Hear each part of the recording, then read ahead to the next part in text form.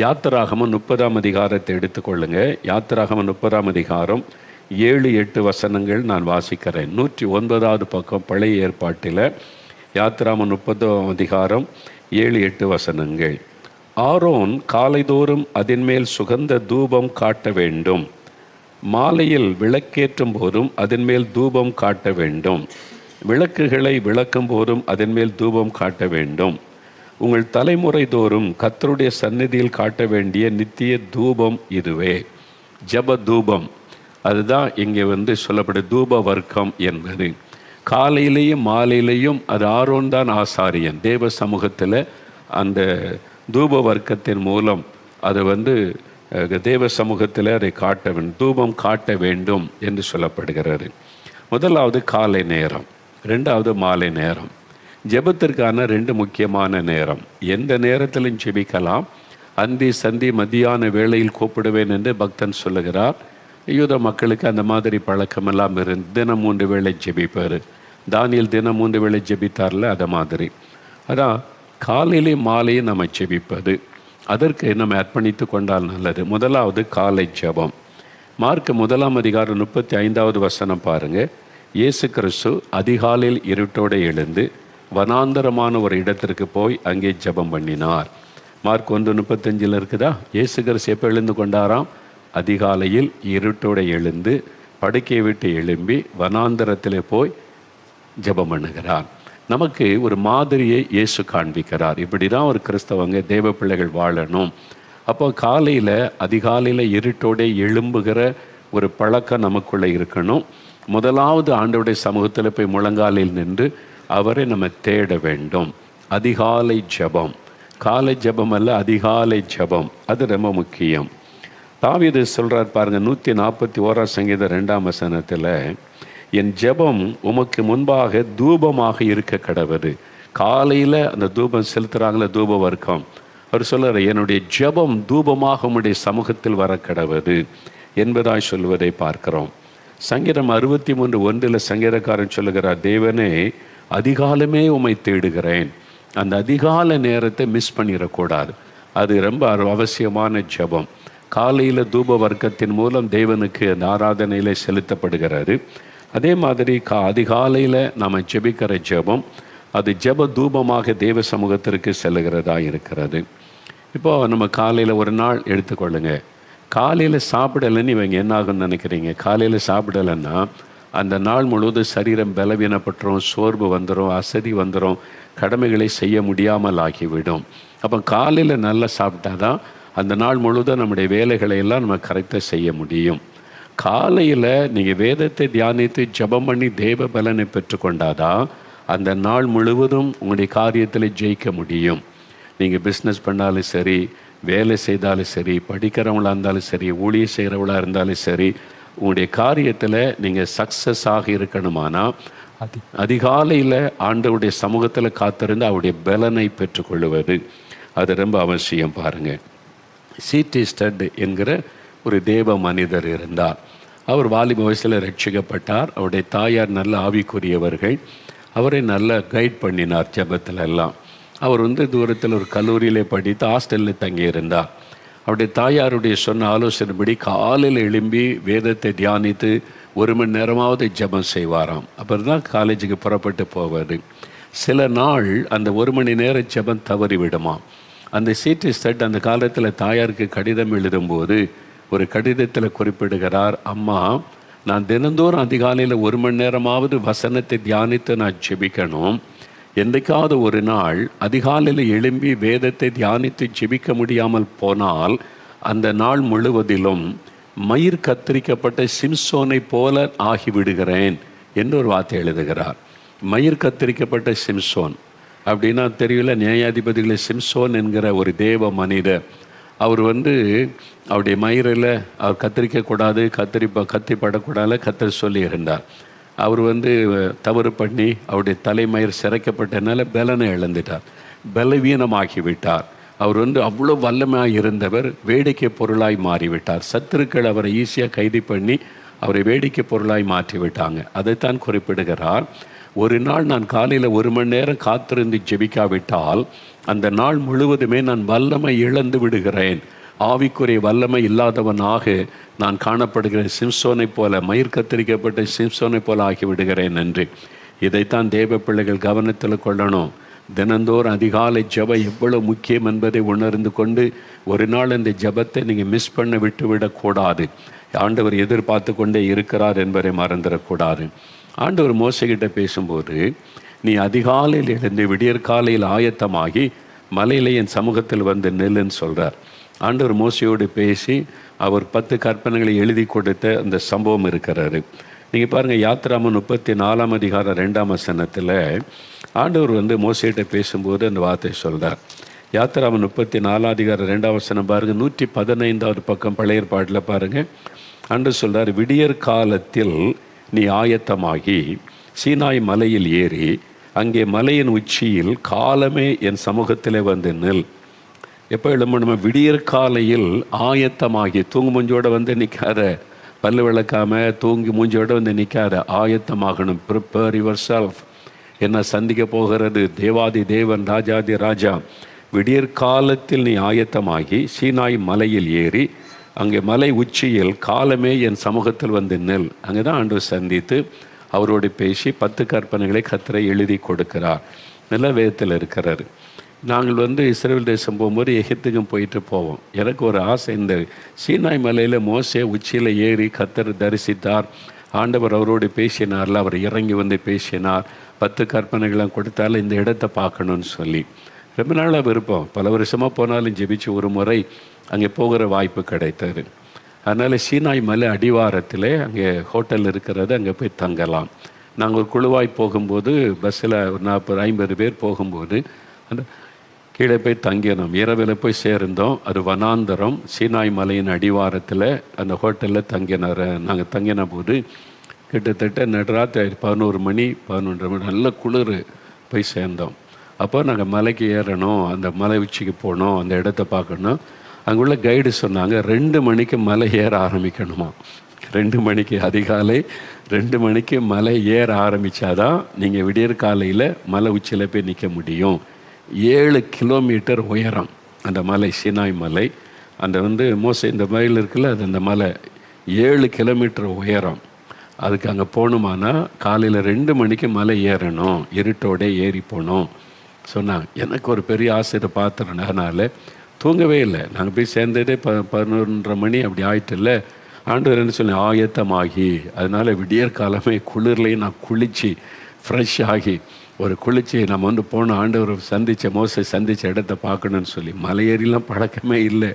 அதனால் கஷ்டம்தான். ஆனால் ஒரு உற்சாகத்தில் அந்த இடத்த பார்க்கணுன்னு போயிட்டேன். நான் கொஞ்சம் பேர் போனோம், அது கூட போனேன். கை காலெலாம் உழைஞ்சி போச்சு. 7 கிலோமீட்டர் மலை மேலே ஏறுவார். சாதாரண நடப்பது ஒரு மலை ஏறனால படிகள்லாம் கட்டிலாம் வைக்கலை, சும்மா கல் அங்கங்கே வச்சுருக்காங்க. சில இடத்துல சும்மா தான் இருக்குது, அங்கே படி கட்டி வச்சு அப்படிலாம் கிடையாது. ஏறி போகிறதுக்குள்ளே கால் அவ்வளோதான் பஞ்சர் ஆயிட்டு. விடியற் காலையில் போய் சேர்ந்தோம். அங்கே போனால் நிறைய ஆட்கள் இருக்காங்க, போகிறாங்க. அவங்க எதுக்கு போகிறாங்கன்னா சூரியோதயத்தை பார்க்க போகிறாங்களாம். மலை ஏறு அந்த அனுபவம் உள்ளவங்களாம் இருக்குல்ல, காலையில் அங்கே போய் நின்னா சுற்றிலும் மலைகளாக தான் இருக்குது. ஆனால் அங்கே ஒரு சின்ன சேப்பல் கட்டி வச்சுருக்கிறாங்க. நாங்கள் போன போது மூடி கிடந்தது, அதை லாக் பண்ணி வச்சுருந்தாங்க. மோசேக்கு ஆண்டவர் 10 கற்பனைகளை பெற்ற இடத்துல சின்ன சேப்பல் கட்டி அது பராமரிப்பெல்லாம் மூடி கிடக்கிறாரு. ஆனால் என்ன ஆச்சரியன்னா, அங்கே போனால் அந்த மலை உச்சியில் டீ கடை இருக்குது. அங்கே சூடாக டீ போட்டு கொடுக்குறாங்க விடியற் காலையில். மக்கள்லாம் போகிறாங்கல்ல, அதனால அங்கே போய் பார்த்துட்டு அங்கே போய் ஆண்டவரை ஸ்தோத்திரித்து ஜெபிச்சுட்டு வந்தோம். அப்போ நான் யோசித்து பார்த்தேன். அப்போ தான் நம்ம வசனத்தை ஈஸியாக வாசித்துடுறோம்.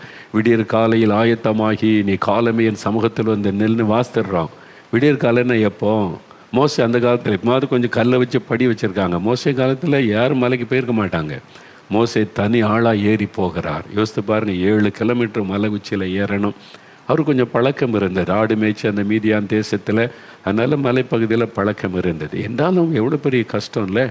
அப்போது எவ்வளோ விடியற் காலையில் ஏற ஆரம்பிச்சிருப்பார். நாங்கள் 2 மணிக்கு மலை ஏற ஆரம்பித்து அங்கே போய் சேரும்போது 6 மணி, அப்புறம் போயிட்டு காலை கீழே இறங்கி வர்றதுக்குள்ளே அவ்வளோதான். இந்த மாதிரி அப்போ அதிகாலையில் மோசே பாருங்கள், தேவனை சந்திக்க அதிகாலையில் தன்னை ஆயத்தப்படுத்தி கொண்டு போய் தேவ சமூகத்தில் நின்றார். அப்போது அதிகாலையில் நம்ம ஆண்டவரை சந்திப்பதற்கு நம்ம ஆயத்தப்படுத்தி கொள்ளணும். இரவிலே ஆயத்தமாயிடணும். எத்தனை மணிக்கு எழும்பணும், 4 மணிக்கா 5 மணிக்கானே இருதயத்தில் தீர்மானம் பண்ணி ஜெபம் பண்ணி தாகத்தோடு நீங்கள் ஒரு ஜபிச்சுட்டு நீங்கள் படுக்கைக்கு போனால் ஆண்டவர் உங்களுக்கு கிருபை தருவார் எழும்பி ஜெபிக்க. அப்போ அந்த அதிகாலை ஜெபம் ரொம்ப முக்கியமானது. நான் ஊழியத்தின் ஆரம்ப காலத்தில் ஏற்கனவே சொன்னது, திரும்ப சொல்கிறவங்களுக்கு, ஆரம்ப காலத்தில் 78லலாம் ஊழியம் ஆரம்பித்த போது அதிகமான ஊழியம் இருக்காது, அதிகமாக எனக்கு தெரியாதுல்ல, எங்கேயாவது சர்ச்சில் பேச கூடுவாங்க, அவ்வளோதான். அப்போ நிறைய ஜெபிக்க டைம் கிடைக்கும். எங்கள் வீடு பண்ணை வீடு இருக்கிறது, இங்கே தேரிக்காடுன்னு ஒரு இடம், காட்டு பகுதி இருக்குது, சிகப்பு மணல் இருக்கும், அங்கே பனைமரங்களும் முந்திரி மரங்களும் தான் நிறைந்திருக்கும். இப்போ வித்தியாசமான அந்த முள்ளு மரம்லாம் நிறைய வந்துட்டு, அந்த டைமில் அப்படி சிகப்பு மணல் இருக்கும். எங்கள் வீடு தான் கடைசி வீடு. எங்கள் வீட்டை தாண்டினா அந்த காடு ஆரம்பிச்சிடும், வயல்வெளி அதை தாண்டணும், அவ்வளோதான். அப்போ நான் விடியற் காலையில் எழும்பி இருட்டோடே காட்டுக்குள்ளே போயிடுவேன். பைபிள் எடுத்துகிட்டு போவேன். கிட்டத்தட்ட 2 கிலோமீட்டர் நடந்து அந்த காட்டுக்குள்ளே போயிடுவேன். போகும்போதே துதித்து கொண்டே ஜெபித்து கொண்டே போவேன். ஆட்களே இருக்காதா, சத்தமாக பாட்டு பாடி துதித்து கொண்டே போவேன். அந்த குறிப்பிட்ட இடத்துல போய் முழங்கால் படியிட்டு வசனத்தை தியானித்து ஜெபம் செய்வேன். யாரும் இருக்க மாட்டாங்க, காடு முழுவதும். நல்லா எப்படி வேணாலும் ஜெபிக்கலாம், சத்தமிடலாம், பிரச்சனை இருக்காது. நல்ல வெயில் ஏறு வரைக்கும் ஜெபம் செய்வேன். சாயங்காலத்தில் அதே மாதிரி 4:30 மணிக்கெல்லாம் போயிடுவேன். நான் கொஞ்சம் வெயில் தாழ்ந்த உடனே இருட்டின பிறகு தான் வருவேன். அந்த காட்டில் தனியாக நான் ஜெபித்த ஜெபந்தான், பல வருஷமாய் பல மணி நேரம் ஜெபித்த ஜெபந்தான். அங்கே தான் கர்த்தர் என்னை நல்ல ஒரு ஊழியக்காரனாய் உருவாக்கினார். அங்கே வசனத்தை தியானித்து நிறைய காரியம் ஆண்டவர் கற்றுக் கொடுத்தார். தேவனோடு தனித்திருப்பது, இயேசுக்கு அந்த பழக்க வனாந்தரத்தில் மலையில் போய் ஜெபிப்பது, தோட்டம் எருசலேமுக்கு வரும்போது ஆண்கள் தான் செய்ய முடியும், பெண்கள் அப்படிலாம் போக முடியாது வெளியில் தனியாக நம்ம நாட்டில். அதனால் ஆண்கள் பக்கத்தில் ஒரு காட்டு பகுதி இருந்தால், மலை பகுதி இருந்தால், ஆறு அல்லது கடல் பகுதி இருந்தால் அங்கெல்லாம் கரையில் போய் நீங்கள் ஜெபிக்க முடியும். அதிகாலையில் அந்த பழக்கத்தை உண்டாக்கி கொள்ளணும். அது மாதிரி ஜெபிப்பார். அது டாக்டர் பால் எங்கேச்சோ சொல்லுகிறார், உள்ள பெரிய சபை ஸ்தாபித்தாரில் தினம் காலையில் அதிகாலையில் எழுப்பி 3 மணி நேரம் ஜெபம் செய்வாராம். அதிகாலையில் வயதான காலத்தில் ரிட்டையர்டாகி வேற ஒருத்திட்ட பொறுப்பு கொடுத்துட்டார். அப்போ கூட 3 மணிக்கு போயிடுவாராம் சர்ச்சுக்கு. 3 மணிக்கு, ஆமாம் 3 மணிக்கு போயிடுவார். டிரைவர்கிட்ட சொல்லுவார், கூட்டி கொண்டு விடுன்னு ஜெபம் பண்ணி கொண்டே இருப்பார் மணிக்கணக்காக. அந்த மாதிரி ஜெபிக்கிற மக்களை கொண்டு தான் தேவன் காரியங்களை செய்தார். ஊழியர்கள் மாத்திரமல்ல, எல்லா தெய்வ பிள்ளைகளும். நீங்கள் வேலை செய்கிறீங்க, பிஸ்னஸ் பண்ணுறீங்க, படிக்கிறீங்க, நீங்கள் சாதிக்கணும், உங்களுடைய காரியத்தை தேவன் வாய்க்க பண்ணணும்னா ஆண்டவர் அப்படி அதிகாலையில் தேடுகிற பழக்கம் உடையவர்களாக நம்ம இருக்கணும். அதிகாலையில் வசனத்தை நம்ம தியானிக்கணும். கர்த்தருடைய வேதத்தில் பிரியமாக இருந்து தியானிக்கிற மனுஷன் பாக்கியவான் இருக்குல்ல. அதிகாலையில் 119ஆம் சங்கீதம் 147 148 பாருங்கள். 119ஆம் சங்கீதம் எடுங்க, அதில் 2 வசனம், 147 148.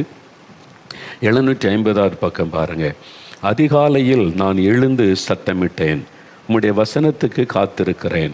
உமது வசனத்தை தியானிக்கும்படி குறித்த ஜாமங்களுக்கு முன்னே என் கண்கள் விழித்து கொள்ளும். எதுக்கு அவர் அதிகாலையில் விழித்து கொள்கிறார்? உம்முடைய வசனத்தை தியானிக்கும்படி. சரிங்களா? உம்முடைய வசனத்தை அதிகாலையில் வசனத்தை தியானிப்பது. நிறைய பேர் இன்றைக்கி பைபிள் வாசித்தேன், 5 அதிகாரம் வாசித்தேன், 10 அதிகாரம் வாசித்தேன்பாங்க. அது முக்கியமாக இல்லை. நல்லா கவனிங்க, அதிகாலையில் வாசித்து தியானிக்கணும். மெடிடேஷன் முக்கியம். கர்த்தருடைய வேதத்தில் பிரியமாயிருந்து இரவும் பகலும் வாசிக்கிற மனுஷன் அல்ல, தியானிக்கிற மனிதன் பாக்கியவான். ஆண்டு சொல்ல தியானிக்கணும். ஆண்டவர் யோசுவாட்ட சொல்லும் போது, யோசுவா 1:8-9 வாசிக்கும் போது, நம்ம கூட இருந்து ஒரு காரியம் சக்ஸஸ் ஆகணுமானா இந்த நியாயப்பிரமாண புஸ்தகம் வேத வசனம் உன் வாயை விட்டு பிரியாமல் இருக்கணும்.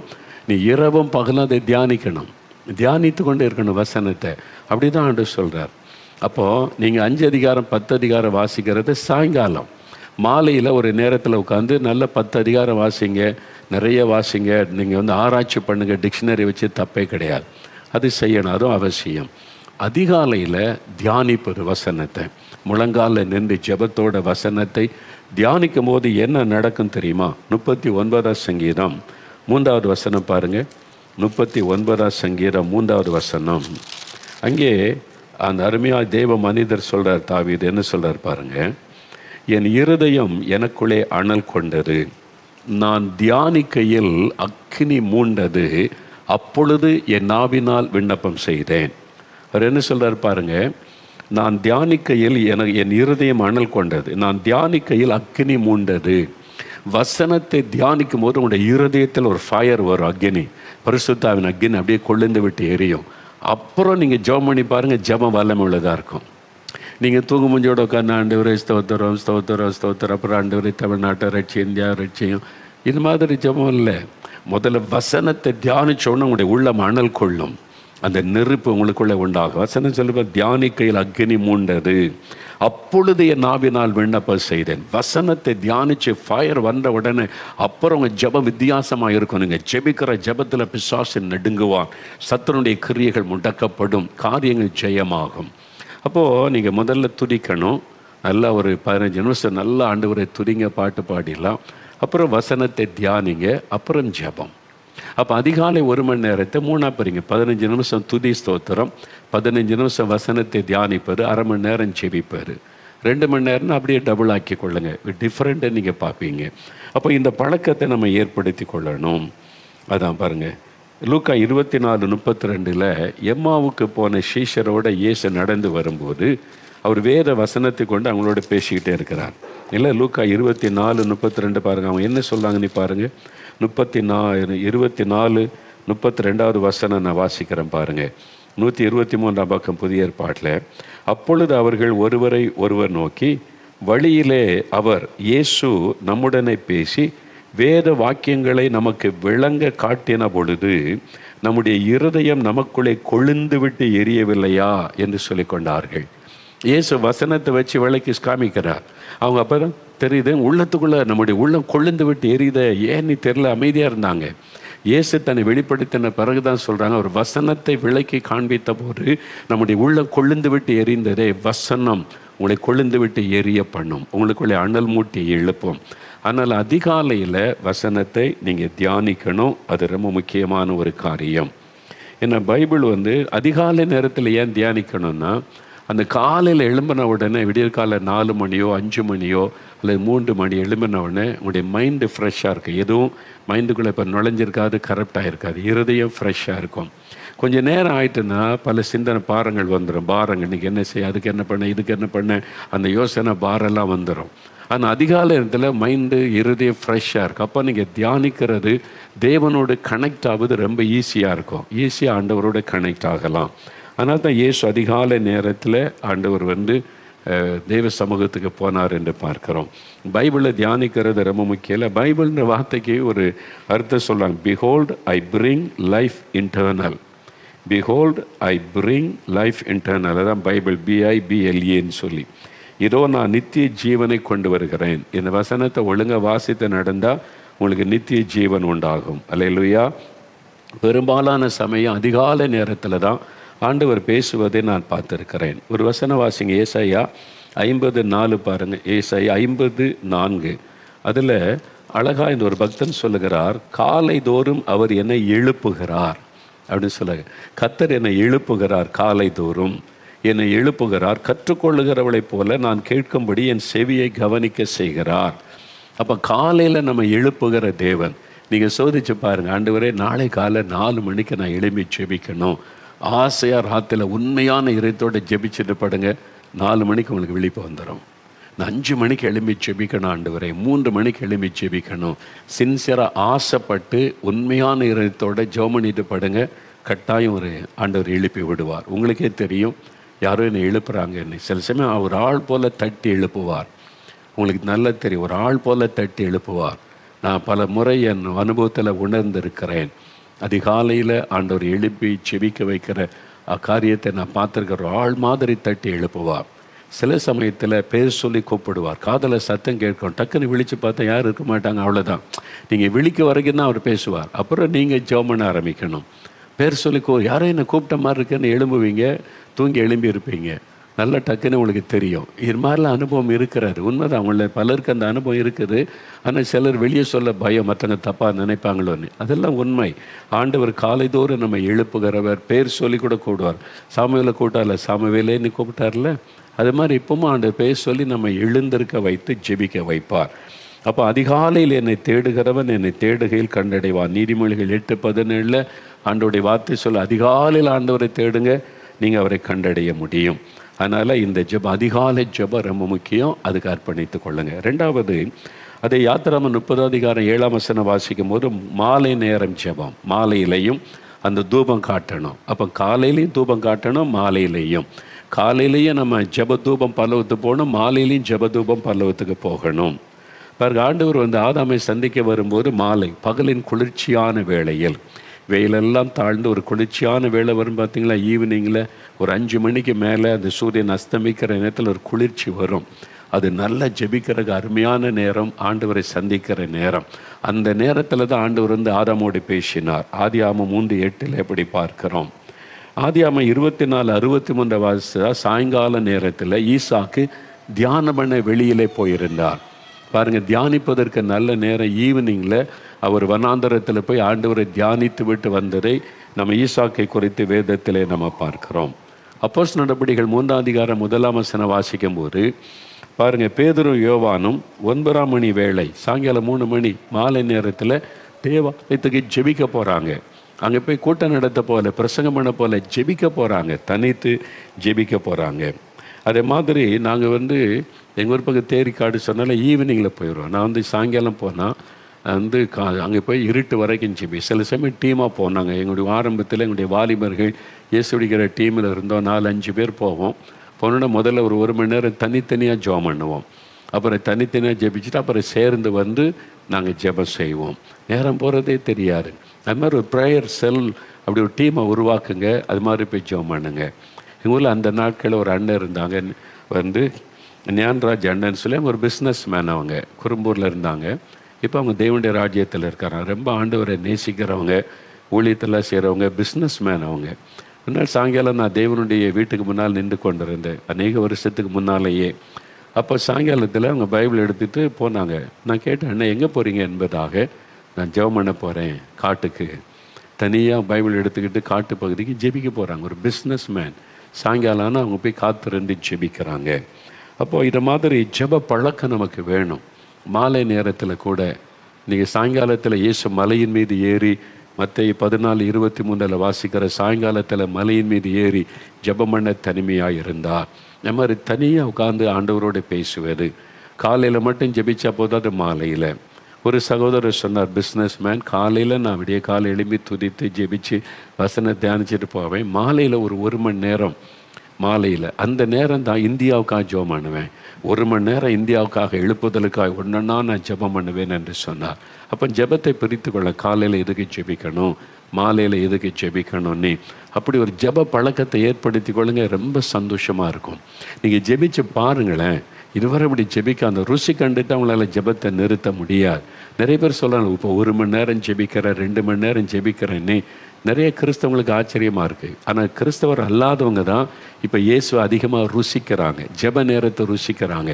புதுசாக ரட்சிக்கப்பட்டு வர்றாங்களா, இயேசுவை இவர் மாதிரி ஒரு கடவுளை பார்த்ததில்லை, இந்த மாதிரி எங்கிட்ட பேசுகிறார், ஜெபிக்க சொல்லுகிறார், நான் ஜெபிக்கணும், என்னென்ன ஜெபிக்கணும்னு எனக்கு சொல்லி தருகிறார், இப்படி ஒரு ஆண்டவரை நான் பார்த்ததில்லை, பேசுகிற தெய்வயான்னு கிறிஸ்தவர் அல்லாதவங்க சாட்சி சொல்கிறாங்க.